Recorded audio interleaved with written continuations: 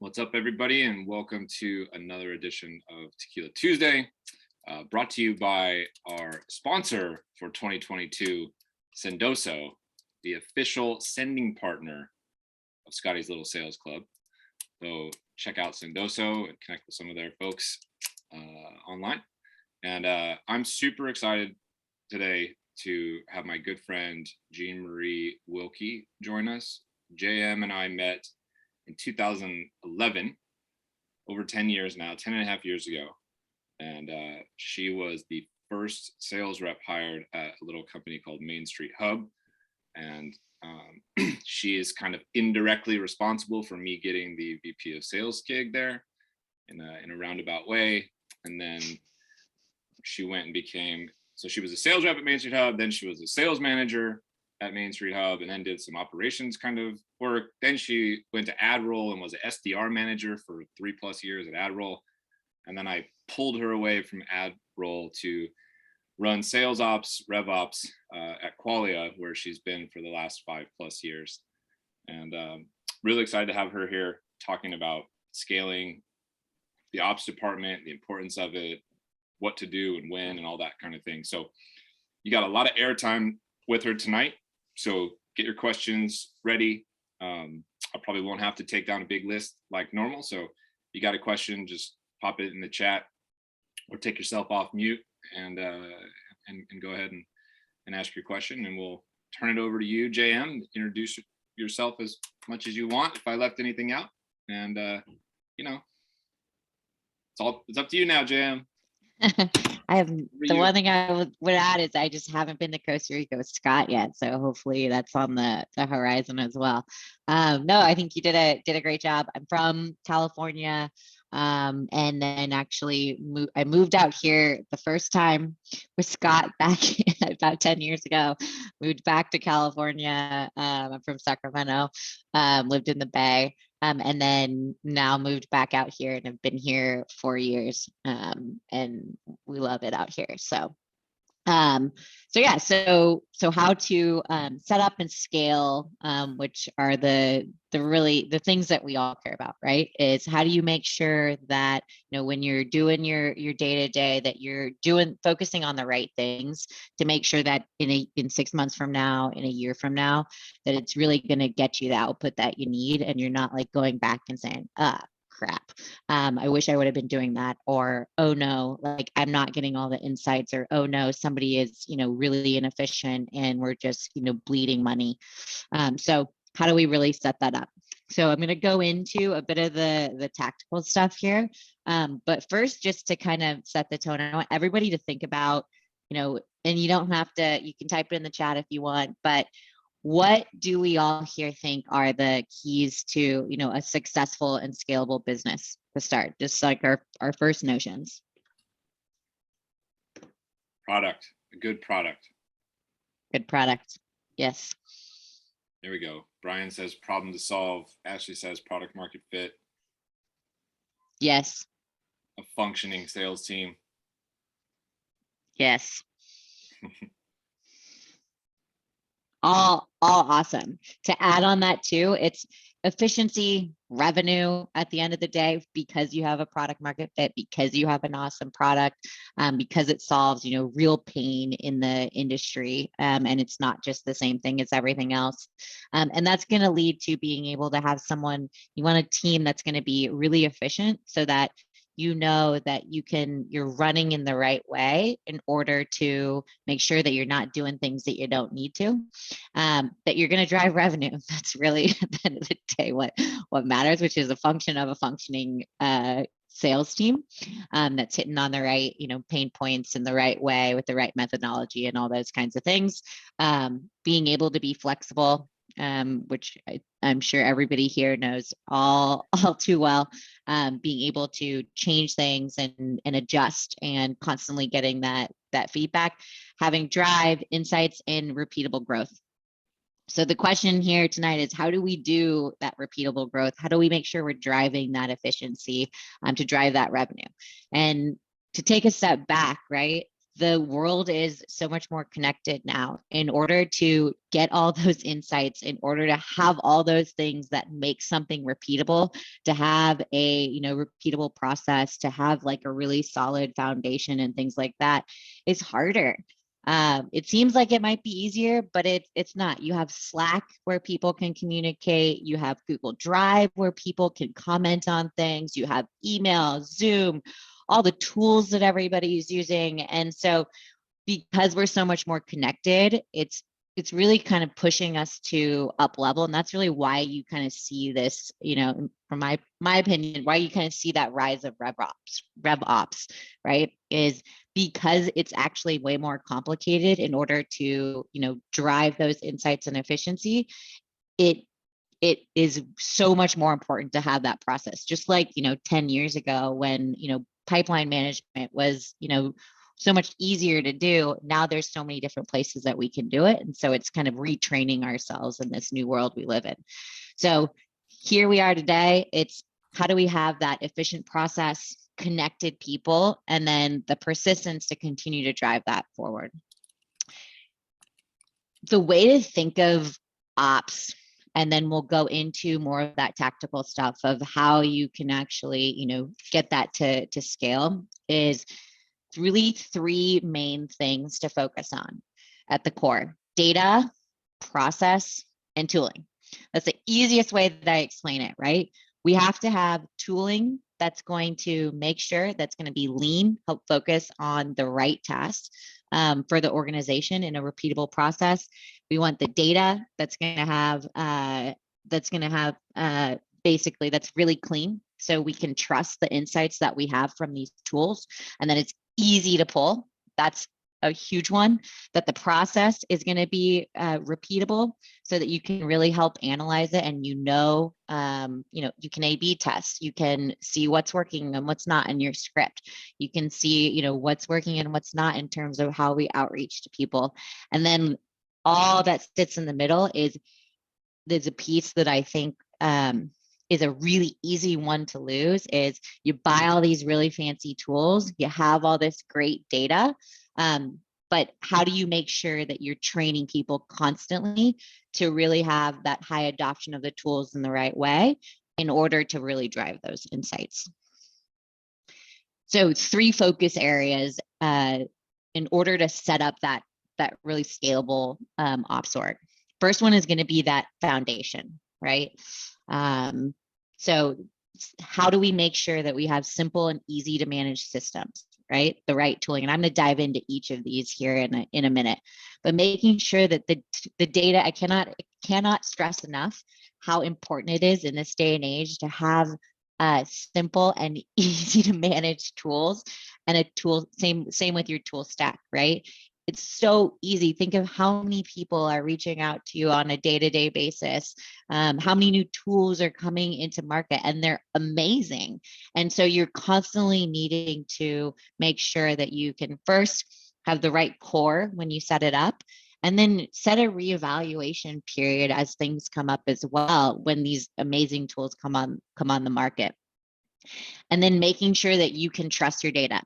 If you do not trust your data, and not just you, but if the organization, so marketing, sales, finance, right? If they're not all looking at the same things, if they're not all speaking the same language, everything else is going to break. And so having that clean data that you can really pull those insights, right? Having 50% of a field blank, that's a core field on the business, is inaccurate, right? And we all know that. And so it's how do you make sure that you're going to have that clean data in a super easy way to set it up for scale. Second thing is going to be, what's that kind of that operational piece of it? So one, right? Having a process and workflow that is simple and that it gets a ton of feedback from people on a regular basis. People are open to feedback. I see a lot of times ops organizations breaking at this because one, it's, let's set it and forget it. We're going to create a process and then it's done. Or we're going to create a process in a vacuum and then not kind of think through, all of those different, parties that may be involved before we roll it out. So having really that really clean process and knowing that it's just constantly going to be, worked on. Comp, obviously, having the right forecasting cadence, the right pipeline management cadence and funnel. And then lastly, now that you have that really core foundation, how people are going to start reaching out, it's how do you make sure that you can then take that and just accelerate it? All right, so first thing, so the systems, right? I talked a little bit about this, but tools they're my jam. I cannot tell you enough. I'm a tool nerd. I'm a process nerd. I love them. I love learning about every new tool. It's so exciting to me. I can geek out on it all the time, but it's so important to me that I treat the tools and the systems that we use as my kingdom. And so questions that I ask when setting this up to myself and then to people that are also trying to bring tools into my kingdom, right? Is who's going to manage it? What are we actually solving for, right? Someone might bring a tool to me and say, hey, this is a really, really great tool. But at the end of the day, it's solving for something that's not going to drive that revenue, especially at the beginning of the organization. And so it's not the right fit for right now. What are you going to care about in a year, right? How easy, this one is so important. How easy is the tool to manage, right? Especially if you're in an organization that doesn't have an ops team. That was me when I started at Main Street Hub. We didn't have an ops team. I was a rep. There were 6 of us at the company. And so, it was on, someone like me to really take that on. And I'm sure everyone here has seen that before. So how are we going to make sure that if we buy a fancy tool, and a really great tool that I'm sure does amazing things, how easy is that tool to manage? Because that's going to be the key to its success. It's almost better to have, 3 tools that are going to solve something versus having, 15 that are going to probably, that might do it really, really well, but you're going to require a bunch more headcount to actually make sure that that's going well. What's the support that you need when you're reaching out to tools, right? And especially as you're thinking of how do you take your ops team and the sales org, RevOps org, and even, just the org as you're looking to scale, how do you take that? It's what's the support that you need and making sure that you're having those conversations with the tools as you're in those conversations and pushing as much as you can on them. If you don't have the time, which I'm sure most people don't. And then also, making sure that it's the right fit for you, right? I know some tools that, you reach out to them, you get a response in a couple hours. And at that point in our organization, it could not have been more helpful. And so understanding how that support looks, who's going to test and train, right? Again, we could have the best tools in the world, but if you're using, I see a lot of people with conversation intelligence, it's like, I'm just going to use it as I just use it as a fancy recorder, paying a lot of money just to record conversations. So how are you going to make sure that you're training people on all these other awesome things that these tools do? And then as you're looking to sell these tools and get them, right, it can be really hard to actually, as you're building the foundation, it can be hard to get people that maybe have never bought these tools for reps to spend, $500 on a rep on tooling.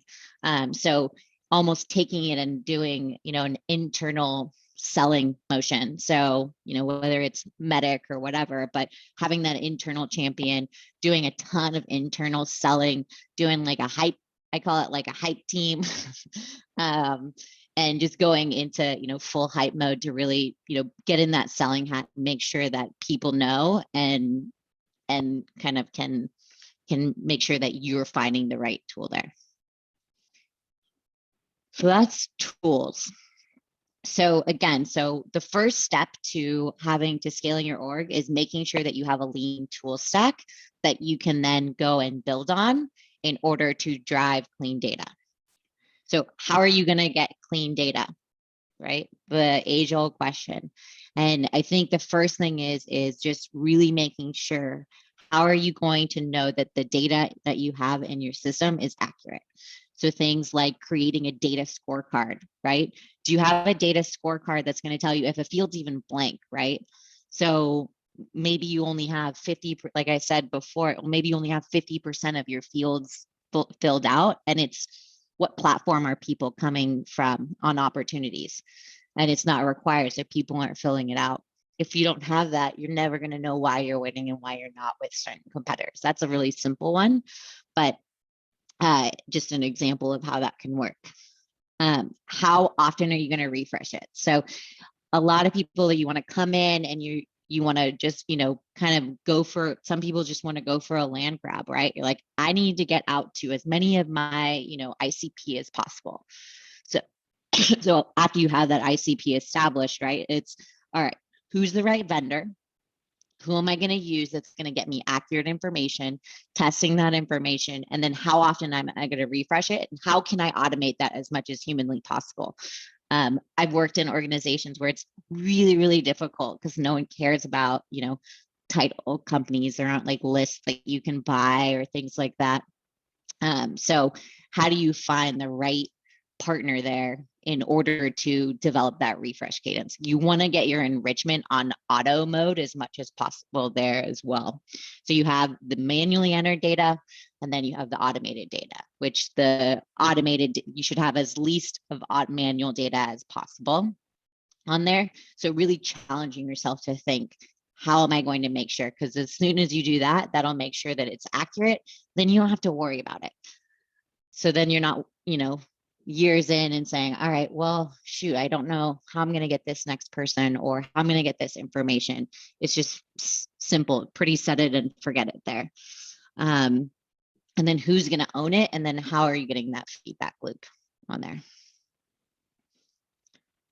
So now you have a foundation, right? You have the right data, you trust the data, the data is clean, that it's fresh, you know that the core fields that you're tracking are easy to fill out, and they're actually going to be filled out by people at the right time.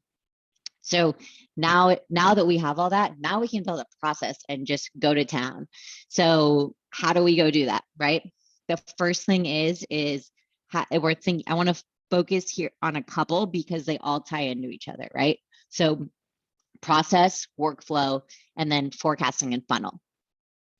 So taking the funnel, right? So it's, how do we look at the funnel and know what metrics that matter? So just as you're looking to scale, aligning that as early as humanly possible. Because I've seen it so many times where sales agrees that these are good metrics. Marketing maybe agrees that these are good metrics, and then execs might agree something totally different. CS might not even be looking at the same things, and so it just creates total silos, and then also you lose sight of that goal. So how are you making sure that you have those right metrics in the funnel? And then now that you have the right metrics that you're thinking about, it's how are you going to build a process that's going to be effective? Right? So becoming a process nerd, paying attention to a clickless world. So the more that you can go and say, all right, I want to have this world where the rep or, the AE, the SDR, the, whoever it may be, does like 3 clicks, that's the best, right? And so how do you challenge yourself to go through a workflow, right? I'll go through it when I'm before going to market with the teams, is going through it, or having someone on your team go through it 10 times, right? Making sure where are they making the mistakes? Where are, something that I probably thought was easy, they're actually like, this is absolute crap, right? So going that feedback loop, not getting my feelings hurt, and then constantly reviewing that workflow. So it's so important.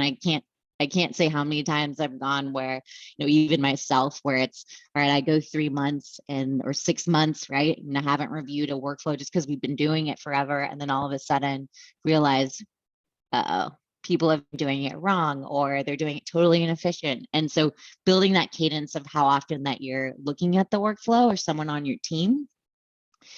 And then, as you're adding those new tools, reviewing that workflow. So now you have that good process, you have the core metrics that matter as you think about the funnel, both for, from a marketing perspective, from a sales perspective. And then it's, how do I make sure that I can forecast my business and that I know that what I'm going to, as we want to scale, we all have big goals. And so in, a couple of months, what is it that we care about in terms of, what are the things, what are the goals that I have, and then back out from there. It's not just about the data there. The key is, how do you know that your pipeline is quality? And so thinking through what are the things that are going to make sure, what are the things that are really easy to see in order to make sure that you have high quality. Next, right? You have the right process, you can forecast, funnel, and then you want to make sure that you're driving the reps. So focusing on comps, pardon me, and going from there. That's a pretty simple one, pretty black and white. Lastly, now that you have all of these different things set and you can really start, adding fuel to the fire. So the first thing that you're going to want to do is think about, all right, how am I going to make sure that the reps that I have are reaching out to the right territories? What is the right headcount planning that I'm thinking about, and doing all sorts of, strategic planning for the organization. So what goes into a territory plan? What do we care about as a business right now? And it might look different for totally different business units, right? You might do it by region in one way. You might do it by something else in another way, but just making sure that people have that equal opportunity to hit the quota, if that is the way that they're getting paid, right? If they're all in the same quota, how many opportunities do they, or how many accounts do they have in their TAM? What's the potential revenue? And is it even? And how do we try to make it as even as possible?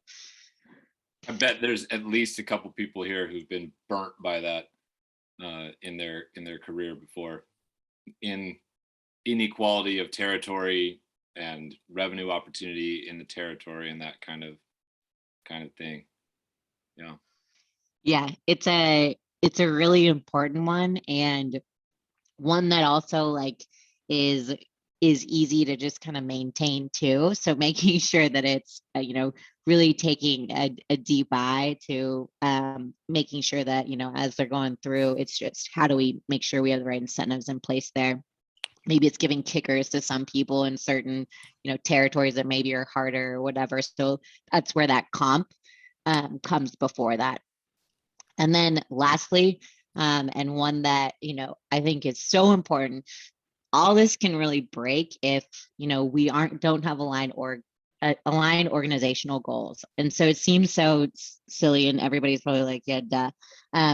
But I can't tell you how many times I've seen it where sales has certain goals, marketing has certain revenue goals. There might be another team that has, CS has totally different goals on maybe certain products. And so how do we make sure that we have aligned goals as an organization? So any strategic planning rolls from, across from A to Z. That's really it.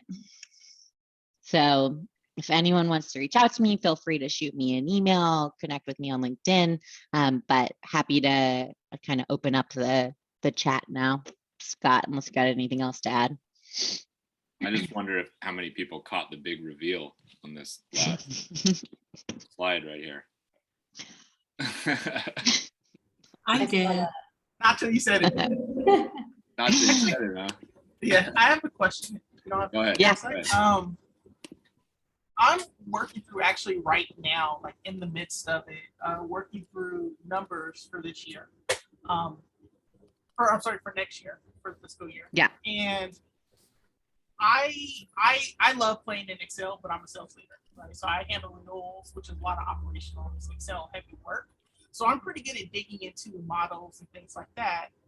I was provided a number that is like 15-20% higher than what they've accomplished last year. And this will be my second quarter with the company.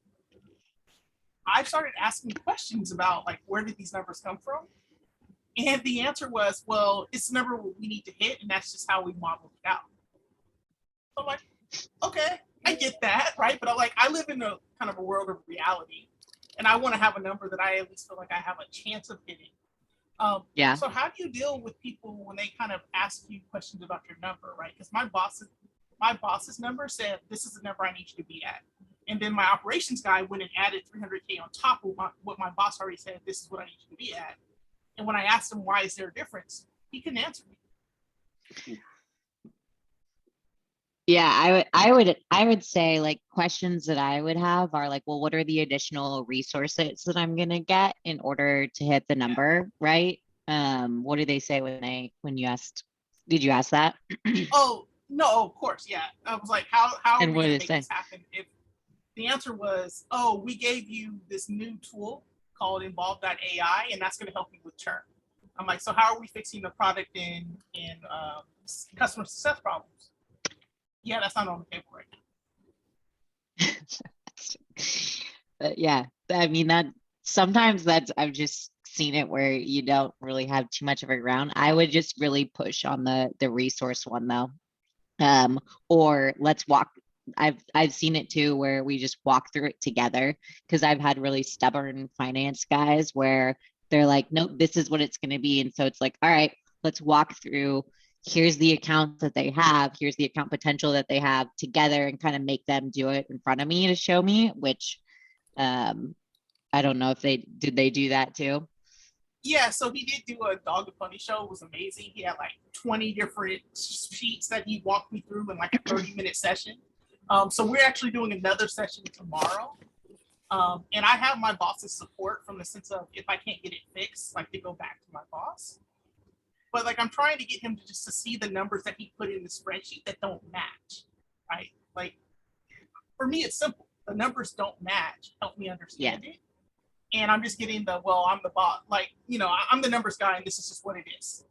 You can't change it, right? I'm just like, yeah, okay. Good luck with that. Yeah. I mean, those are the main things that I've tried. Sometimes they are just pretty stubborn, but just finding out, what are the resources, and then making him simplify the doc as much as possible in front of you. I don't think it's, it sounds like you're doing all the right things. And is there someone that can be in his ear, do you think, too? Yeah, my boss can be in his ear as well. But, I was just so pissed. But, I'm working through it. I'm trying to find my angles. Yeah. That's a that's a bit of a tricky one. Dan, I have a couple questions for you. Mm-hmm. I want to go back to the geographic territory planning thing in particular. Can you talk just a little bit about, like, what are a couple things that somebody should 100% be thinking about and considering when they're building and creating sales territories? So like Lori Dunn is here, for example. So Lori is a VP of sales. Let's say she's, hired a couple reps and has to think like, okay, who gets what territory and why? Like, what are the things people should be thinking about that may or may not be obvious and kind of common sense? Yeah, I'm gonna show something I think could kind of help here. Well, basically, I'll walk through it because it has some actuals in it. But so there's a couple ways to slice it. So depends how much data you have at your fingertips. So can you build some sort of if you do a territory, right? Can you build some sort of a state score that's going to actually tell you, it's going to take in various factors. When's the last time that we connected with this person?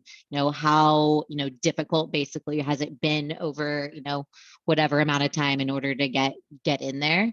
How many, outreach attempts have we had? How many opportunities have been on there? What's the potential annual, revenue? How many times has it switched hands? So really kind of trying to attribute a score to each state, and then taking that state score, looking at, what are the qualified accounts? What's that potential revenue?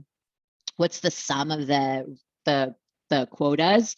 And then are you, how overassigned are you in that region? So do you have, for example, is it, somebody that's in a certain region, let's say it's the Northeast or something, do they have, the potential where their quota might be, $1 million, and then, their potential revenue is 10 million, right?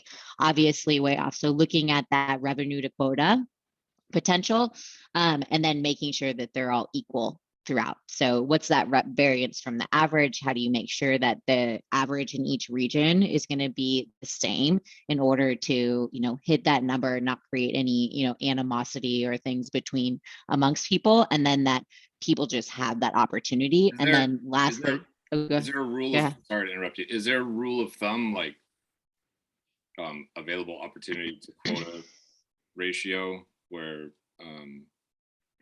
like it's okay, and if it's smaller than this, then you don't want to add more reps, like that kind of thing? Is like, what are some of those kind of minor rules trying to dig into? Yeah, like meaning like how much should you have in a region where it's over assigned, or how many reps should you have based on it's all going to be related to what the potential revenue is of each account. And so thinking through, once you have that locked in tight and you can understand what's that potential TAM, it's looking through and making sure that a rep is going to have a certain amount of quota, but then that that there is a potential where, they have, 6x basically what their potential revenue is based on their quota, right? So backing out based on, and you can look at your actuals as well, but backing out and looking at what are your current conversion rates to opportunities. So is it somebody needs 3x in there? Is it 6x, right? I've seen, 6x kind of use 7x as a multiplier of, revenue to quota in order to be able to hit it on a consistent basis. Cool. And then I had a question on the training of the tools. So there's two pieces here that I don't think most orgs do very well at. Number one is the initial kind of onboarding and training on the tool. But then I think it's about the mastery and not sort of training and forcing and reinforcing till somebody becomes super proficient at the tool and is not just using it for like, I'm only using Gong to record calls, that kind of stuff. And then measuring that somehow. So can you talk a little bit about how you think about training on new tools? How often should people get this training?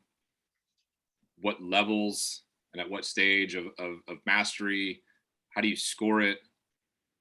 Talk a little bit about that kind of thing, both from a leadership perspective and then maybe from a rep perspective, in the sense of like, if you're a rep, you should be demanding that you get, this kind of support and attention to make sure you know how to use whatever the tool is.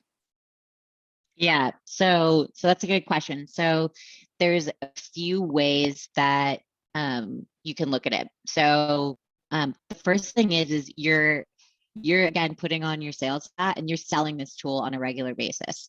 But the first thing of when you're trying to sell anything is if you just completely feature dump when you're doing the initial training, what happens? In one ear and out the other. So the best way that you're going to want to approach this is taking it off in bite-sized chunks. So, all right, maybe, the first training that you do, for example, on a Gong is all I care about is I want to make sure that someone knows how to set up a save search. Done. That's all I care about. I'm going to certify people on it. I'm going to test them on it. I'm going to go ask them about it and make sure that they understand. And then I'm going to see that they actually have a safe search and that they're using it. And then share wins from the leadership team. So how are you going to draw the leadership team into that buy-in of the tool?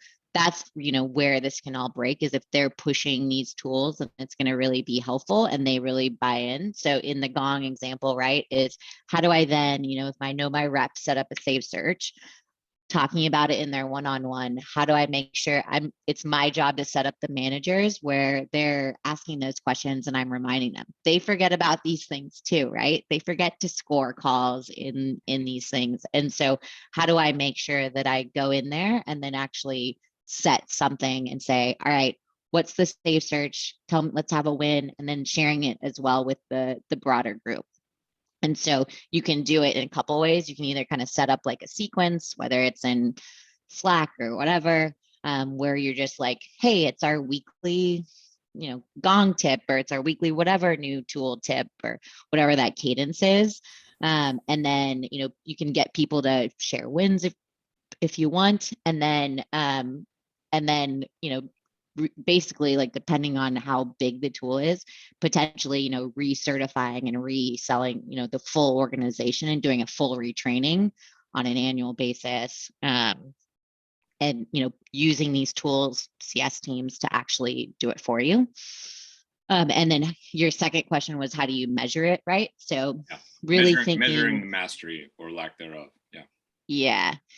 So it's a little trickier on tools, right? It's not so black and white. So it's things, whether it's, adoption of certain things. A lot of these tools now can show you the adoption of certain things, but really working with, because there's so many tools, so it's hard to just say one, but really in your initial calls with the CS team is just making sure that there is you set specific metrics that you're going to look at and how you're going to judge that adoption. So whether it's looking at the conversion rate, right? So I know that people are using this saved search that they created because our conversion rate on that, type of deal increased. Or I know that, the managers are using, call scoring or email, certain things on email, because I see that the reply rate increased.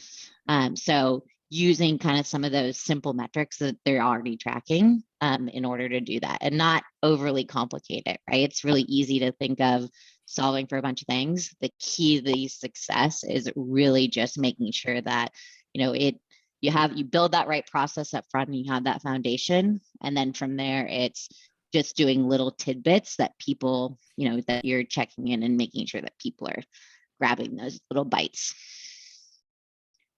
Great. Lori, go ahead. Hey, JM, can we, from this question, I'm kind of piggybacking and taking further step back. I'm head of sales right now as a team of one and managing a lot of different tools.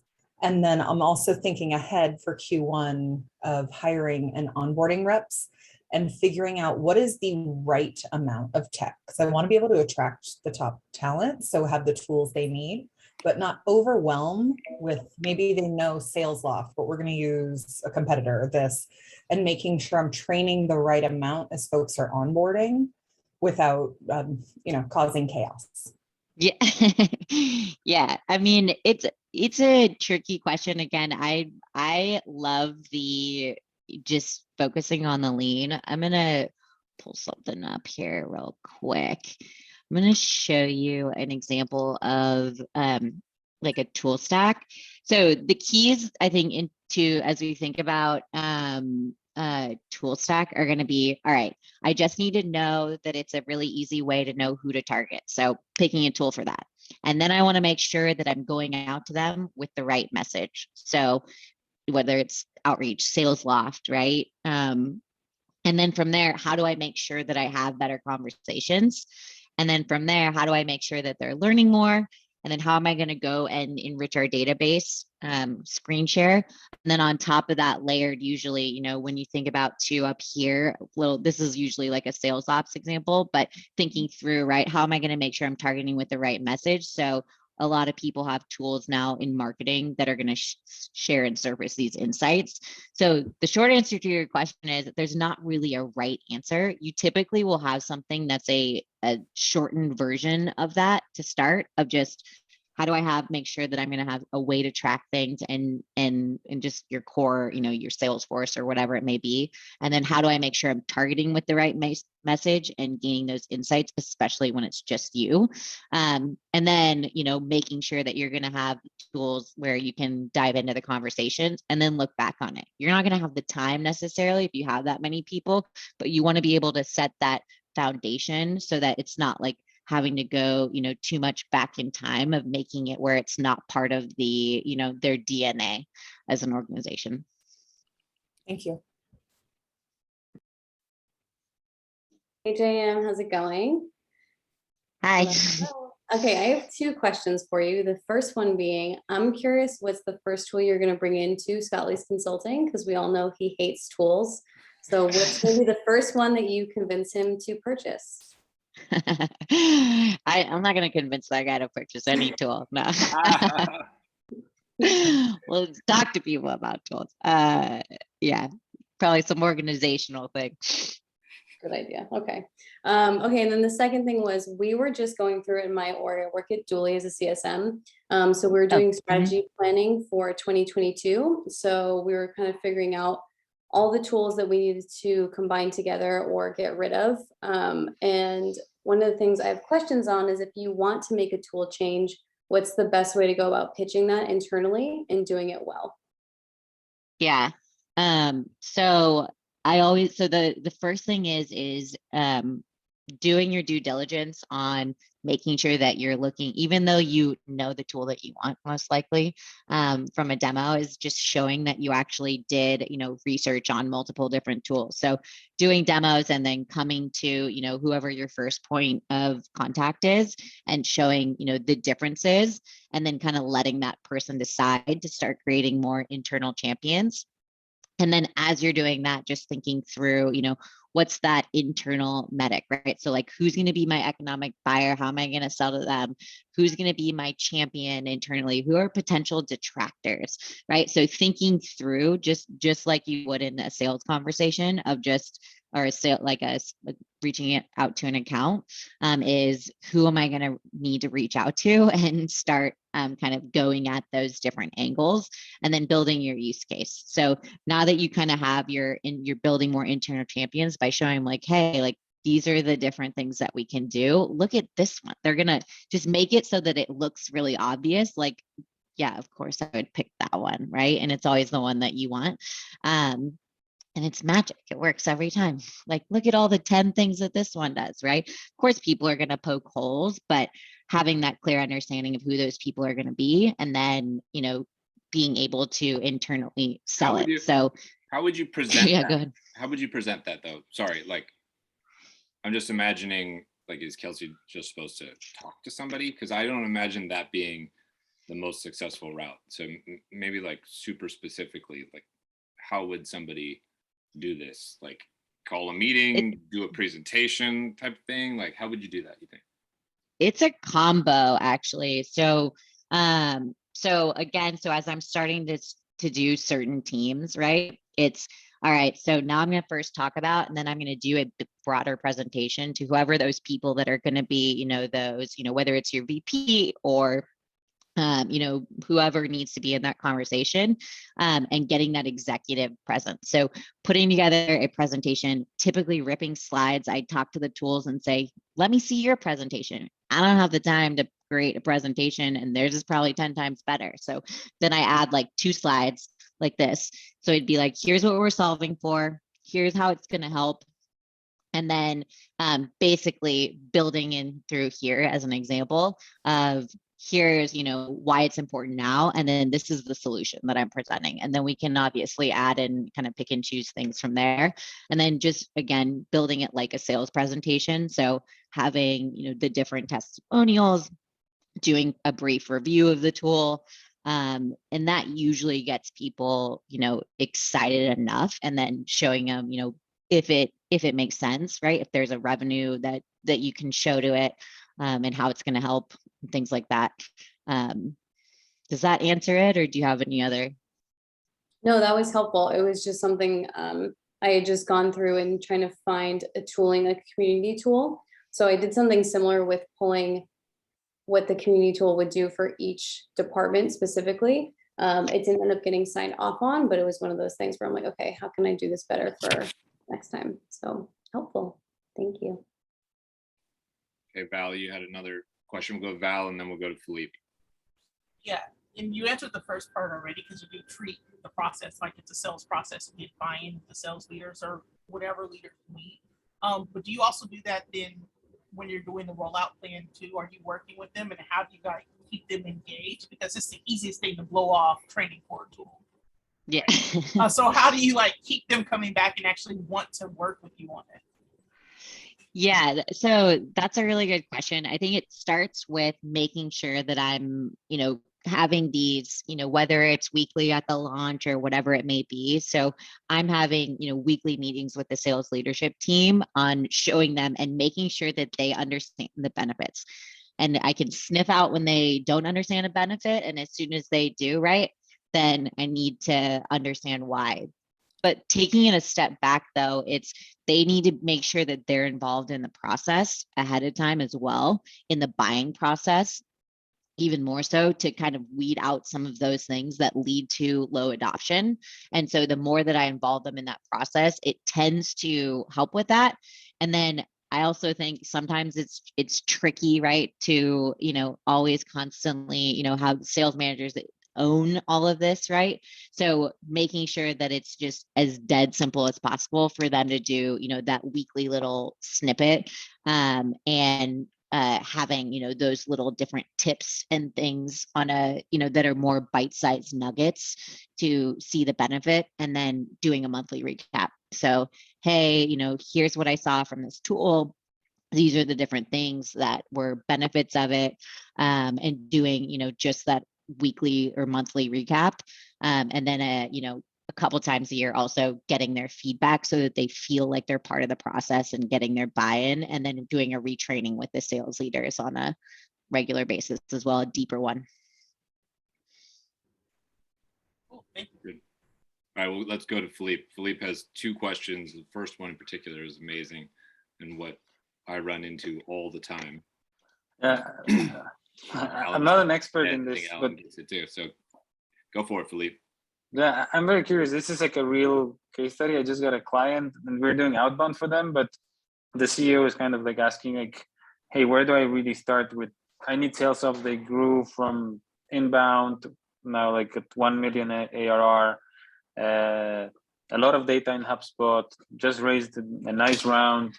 And like my question is like, where, if you come in as in sales, like where do you even start? Like what do you do first? Like there's hundreds of leads coming every month from inbound, a lot of data. Like what do you do in the first 30 days? I'm just like curious what would be your take? Yeah. I've seen that a lot too. It's super common.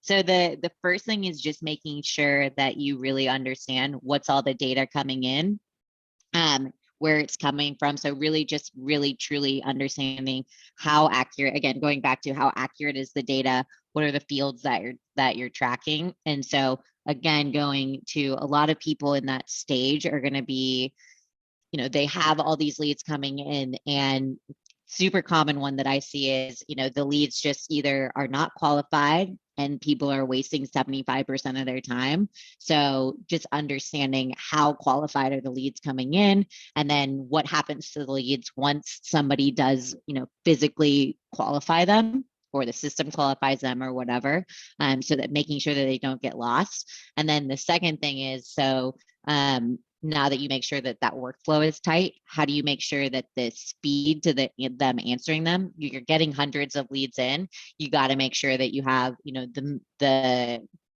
human power to actually, reach out to those, because we all know speed to lead is the most important, right? You go from, 10 minutes to, 30 seconds. It's a massive difference in terms of the revenue.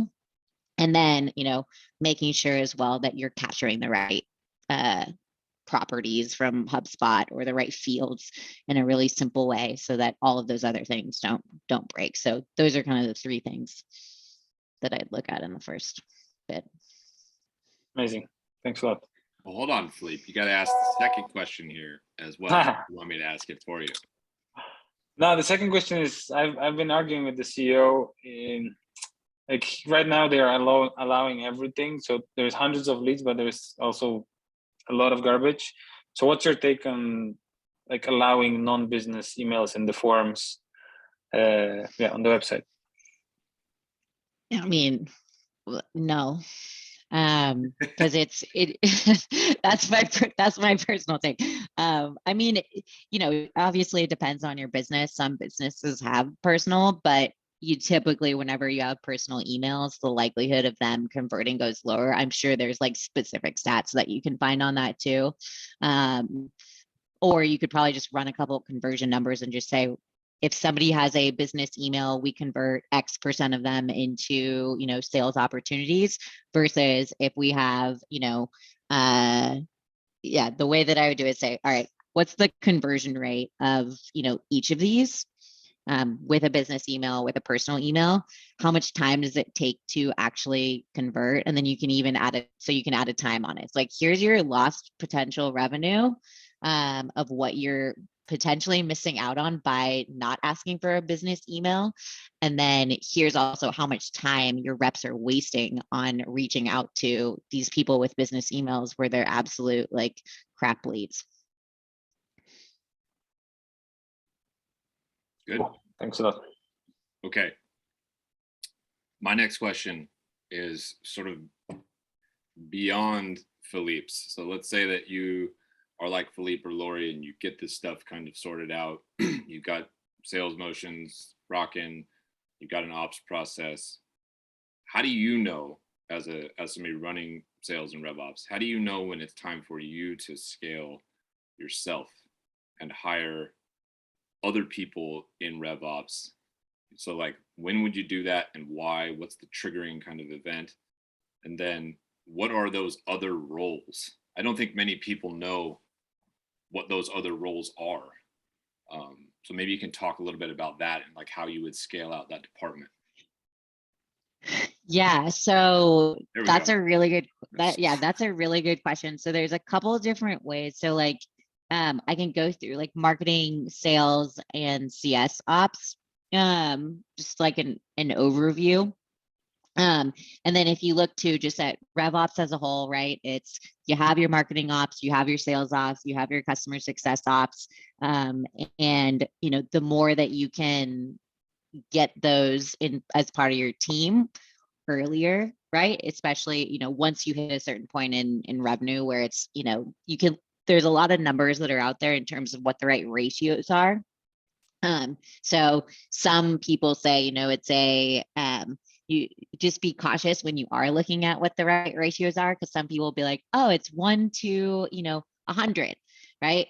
We all know that's not possible, right? You're gonna need a lot closer of 1 to 20, right? Things like that, because if you are doing literally everything, right? So just think about, do you have, you know, people in certain roles that are doing other things? But more specifically, right, it's looking in here, right, at of these core things, what are the things that are going to drive the business the most? So like, do you need somebody that is a total systems person and can just nerd out and own all your systems, your data hygiene, and your tool administration for the whole org? They could be responsible for, so Valerie, to your questions, right? That person maybe is responsible for all of the different training. And then at the same time, you know, early on, right, that person also can be your admin. So they can be doing that. You can know when they start getting stretched too thin by starting to look at how long is it taking for them to do cases, because it's a very case heavy role. How long is it taking for them to complete? And are we, you know, are we starting to lose sight of that and starting to find efficiencies in there? And then as you, so like, then, you know, as you have, you know, somebody that's a systems person, you can have somebody that kind of sits in this bucket, and they can sit in that bucket, right, where they own all of these different things. So the enablement pieces, the, you know, pipeline management and reporting, they can even own all of this. So I'd say once you start seeing your systems to break and you have enough systems to where you need somebody to own that adoption, you need somebody that can be that kind of full-time data hygiene person. They're owning the enrichment piece, they're owning the quality of your data and the tool administration piece, and then also the back end. Once you start seeing that breaking, then you can start layering on, you know, these other ones as well. And then if you look at it just from like a marketing ops perspective, there are a lot of things that you can do at the end of the day. People are going to own kind of all of these things. But again, looking at ratios, right? How many people are you supporting? Marketing ops can run leaner. So you can look at, you know, there's a marketing ops organization. Let's say there's, you know, 20 people in it. You can probably do, you know, a couple of people in marketing ops at that point, right? Before this stuff starts breaking, right? And you really can understand when it starts breaking. Go ahead. Yeah, go ahead. Well, I was going to say, is there specific like times that these things break typically? Like in a stereotypical org at 10 million, this probably breaks. At 100 people, this probably breaks. Is there any of that I know it's very general, but you know, a little bit of guidance maybe. Yeah, so I would say that that typically you start seeing, you know, and to your point of like number of people, right? It's going to be, so at, you know, 50 people in your sales organization, it's really going to start breaking on the sales ops side. I would say it's pretty similar for the CS organization, can be probably a little bit higher, but CS organizations are becoming increasingly more complex with a lot more tools nowadays. And so it's similar ratios. Marketing ops is going to start breaking once you get to, you know, I'd say 100 reps or so, 75 reps. But it also depends on the size of your marketing team. If you have 20 people in marketing and they're doing all sorts of campaigns to prep for the next year, then you're going to need, it's going to start breaking once you are supporting, you know, 10 people, 15 people with one person. They're just not possible to do all of that work. Yeah. So Another support ratios are really how I look at it. Mhm. Another question I had is back to the slide you shared earlier that probably inadvertently told us your evaluation of certain companies and certain tools, which I thought was pretty funny. What's your like, okay, here's my must-have list, like top 3 tools, like if I'm starting a sales org and need to track stuff, what's like my must-have? And then what's like maybe the next 3 that would be in like a nice to have kind of category? And feel free to be super blatantly honest, because we'll probably offend everybody here, because everybody thinks that their tool that they sell is like very mandatory for everybody's tools are great. Okay. Like I said, I'm a huge tool nerd. But I just think of the core things in order to do your job right, and then get the insights from it first. So Salesforce, Outreach, and Gong would be the 3, or I mean, Outreach or Sales Loft. But Outreach is what I've most recently used. that's your Gong. 3 must-have. Yeah. Okay. And then what about the like I mean, next level? Zoom, obviously, but that doesn't, I mean, or whatever. That's table stakes. Yeah. Okay, so then what's like the next 3 like nice to haves?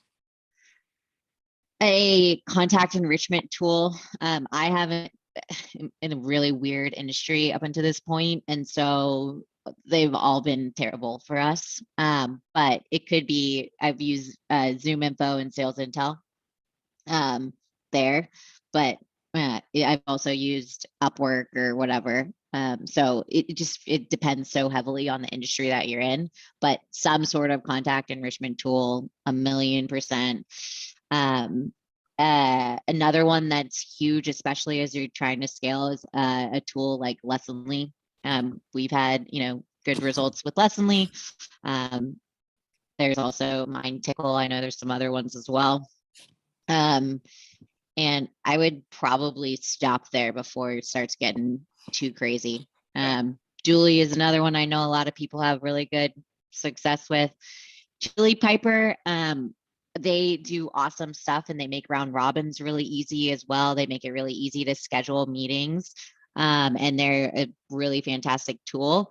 But if you're small, and from my experience, if you're small, just trying to keep that stack really light, if Outreach can do some of it for you. But if you don't have like a team that can actually build round robins really easily on the Salesforce side, then 100% a tool like a Chili Piper is a really, really good solution for that.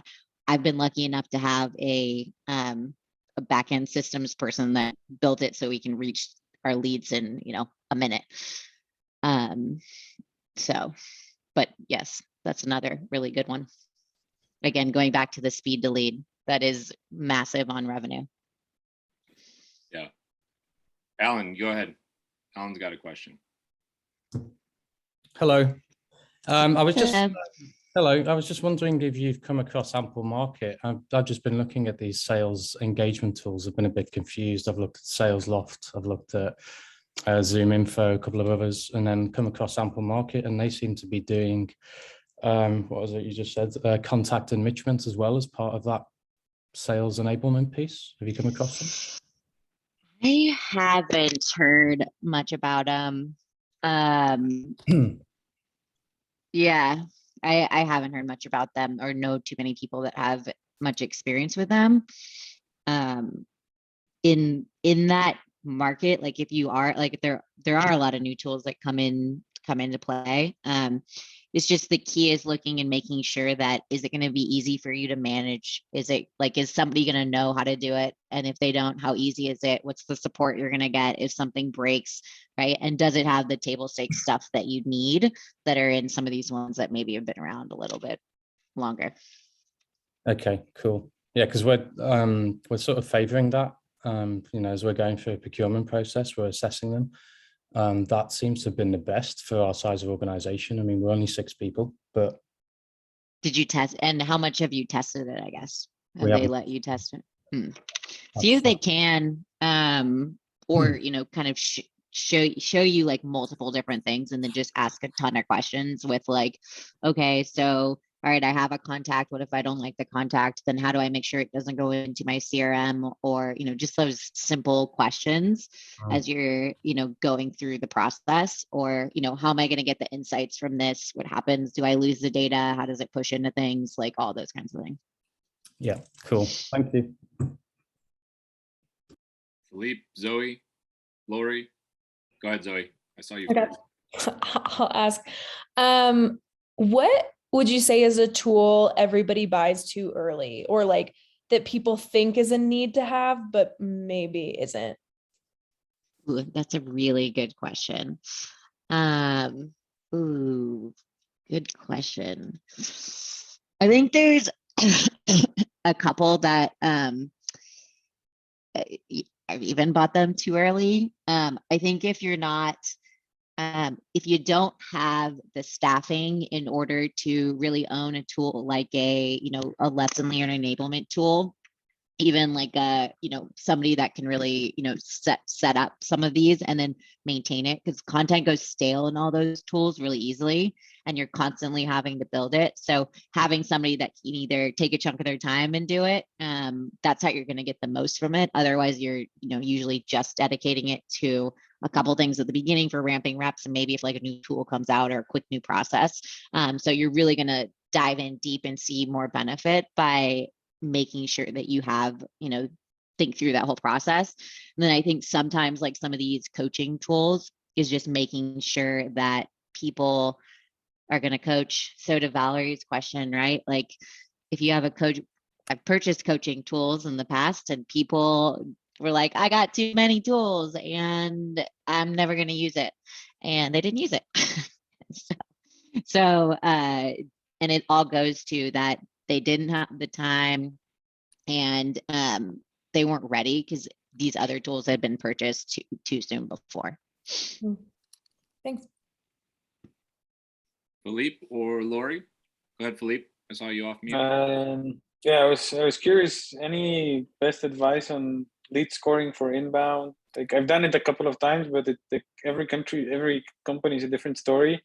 But for like a global startup that gets leads from all over the place, like all the countries, like do you make a list of like top 10 countries and then ignore all the rest, or what's kind of the best thing to do? So like simple lead scoring or like buying a tool? Because I haven't had like super amazing success because I'm in also a super niche market, but with finding a lead scoring tool that's like changed my business. But that's not to say that they don't exist. So how do you look at it? It goes back to having those aligned goals. Sorry. So making sure that I'm gonna Sky, you're gonna have to hop in for a second. I need to get some. Okay. Poor JM's coughing everywhere.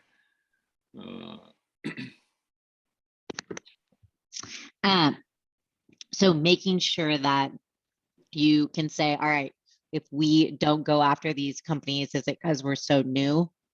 And if we don't go after them, are we going to just not know?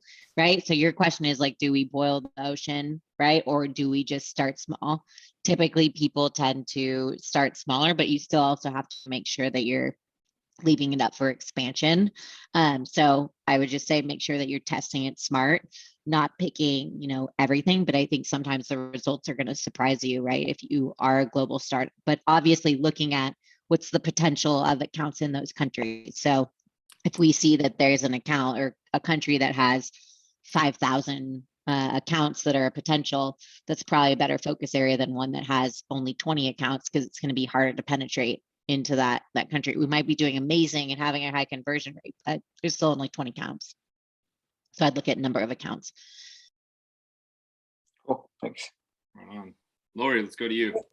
JM, if your throat is okay, I'd like to ask, what is the importance of I need my air filters changed. It's been driving me crazy. Sorry. I'll swap by you the Dyson. It's on sale for the holidays.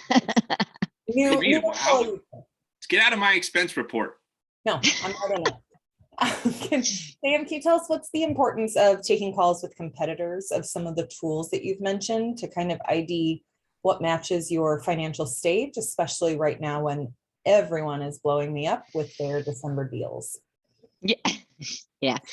I mean, it's important to do it at a certain cadence. So for example, you might have a tool and you might stagger them. I found staggering when you do this, and I find that when people stagger certain tools and do 3 tools, they're just gonna look at in whatever time of year. So if it's buying season starting in, there's tons of deals we know at the end of the year on a lot of tools, you're probably gonna want to start your buying season in July or whatever it may be, because knowing how long it can take just to go through that. But definitely taking conversations. The key though is that you're not taking too many conversations of competitors of these big ones, right? You want to be in these tools for a couple of years, right? It is such a huge operational nightmare to have to retrain your organization on going from a different CRM or something like that. If it's really simple to go from A to B, not such a big operational process, but that's the big consideration. There is, how core is it to somebody's process? If it's something that's smaller, then it's not going to matter as much, right? But if it's something that's the absolute core of their process, like the CRM or their sales acceleration tool or something like that, just make sure that you're you still want the best in class, but you don't want to change them too much. Thank you. What about some tips as a buyer for all of these tools? How do you negotiate, and what are the kind of what are the ways that you go about it? Right? So you're on the hunt trying to buy some of these things. How do you manage? Everybody here knows. They're probably on the receiving end. Yeah. Yeah, but they all might flip from going from selling this shit to buying some of it. Yeah. Right? Yeah. I mean, the first thing is that obviously the first price that somebody shows you is not anywhere close to it. So except for Chili Piper, who doesn't negotiate with terrorists. That's awesome. That's hilarious. That makes it easy, right? Makes it way easier. Whereas other than that, it's like, I'm gonna go talk to 5 different people I know and be like, what'd you pay? What'd you pay? Oh, okay. Great, cool. Now I know I'm gonna go ask for 20% less. I don't know. I always am probably annoying. I'm nice, but I'm always gonna try to get the best deal I can. Do you talk about and pit features or lack of features against each other? Like, let's say that I knew that I was wanted to buy one, but they don't have this particular feature. Like, what I kind of mentioned that, what I talk about, better. Oh yeah, service or expansion discounts or how it expansion. Yeah, so definitely the competitors, and bringing in that, making sure that I'm going to try to think of really creative ways that aren't, necessarily money to them or money to me, because I know it's going to make the deal happen faster, because it's in my best interest that I get the tool that I want sooner rather than later. So, can I do a case study for you after a certain amount of time? Can I give you something, right, where I'm going to do something else for you, right? If we get to a certain point in time, like maybe year one looks like this, and then we double it in year two, that gives me a higher likelihood of getting it approved internally as well, where, even though I know like almost every single time that I've done that with a tool, we are at the year two, like in our year one at some point typically. So it just makes it easier for me to sell internally. It might not be as big of a sticker up front. However, it tends to can get a longer deal, as opposed to having to discount it so heavily up front. Last question from me, and then we might wrap it up unless anybody else has some questions. Go rewind it all the way back to the beginning. How does somebody get involved in sales ops and break into sales ops if they don't have any experience? Ooh, man. Maybe real quick, tell everybody how you got into sales ops. And then, I was gonna say, you're right now, just go. Right, but right now it's a lot different. It's a lot different right now. You can spin, whatever role that you're in into sales ops. If you have a passion for process, you have a passion, you can project manage the shit out of things. You can, how to talk to different people in different departments, because so much of the job is just about being able to go do that. So whether it's quarterbacking deals or whatever it may be,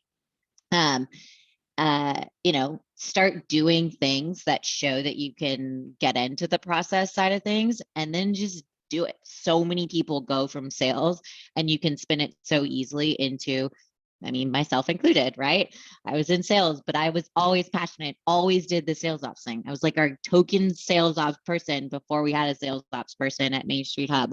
I did, SDR management. That is like, you are like part of the sales operations team, right? You are part of the marketing team. And so making sure that you are like going in and you can do that, and then just do it. Don't overthink it. Like, you can spin whatever you do into that.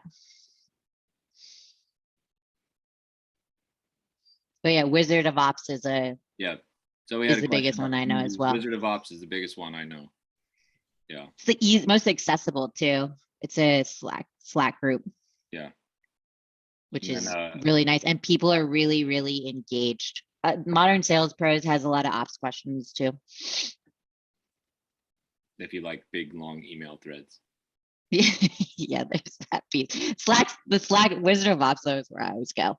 And whenever there's hard questions, you can either search it, or I find the answer by asking, and I'll get like 10 responses. It's awesome. Yeah. Filipe has a question about at 1 million ARR, would you hire full-time or would you outsource it? And my answer was, I would hire full-time before 1 million ARR. We were at $0 when I hired JM at Qualia, FYI. Literally, her and I built it from zero all the way on up. So, but you JM, I'll let you answer Filipe's question. I agree with you. But yeah, the thing that happens when you can even wait even until 1 million ARR, again, it depends on your deal size, how impactful that is. But the more and more that you can have someone dedicate and set you up for success from the get-go, so you can focus on process, because so many people spin their wheels when they're first starting. So many reps are inefficient. You can't get any data insights where you're like, hey, is this product? My husband works for a company right now. I don't think they know left from right in terms of, they're like, hey, is our product, like, what's the reason that we're not closing, right? Okay, well, it's because you guys aren't tracking anything and you're having to backtrack and start from scratch. So the sooner, the better, be my recommendation as well. Cool. Any last questions for JM? All right, appreciate everybody joining us here tonight. I'll upload this video for the group. You can go back and watch it. There's some great gems in here about specific stages and tactics, and some of the slides were great. JM, I think you sent me the deck, but it's a couple of those other slides. Maybe you could send them to me and I could share them with the group. That'd be great. And JM's LinkedIn profile is available. The connection, the link or whatever, connect with her. And yeah, don't be a stranger. Yeah, you'll probably be hearing and seeing a lot more of her in 2022 now that we're going to be working together. So thanks, JM, so much for spending some time with us. Have a good holiday, everybody. Happy holidays. Happy holidays. See you all soon. Bye. Bye-bye. Bye.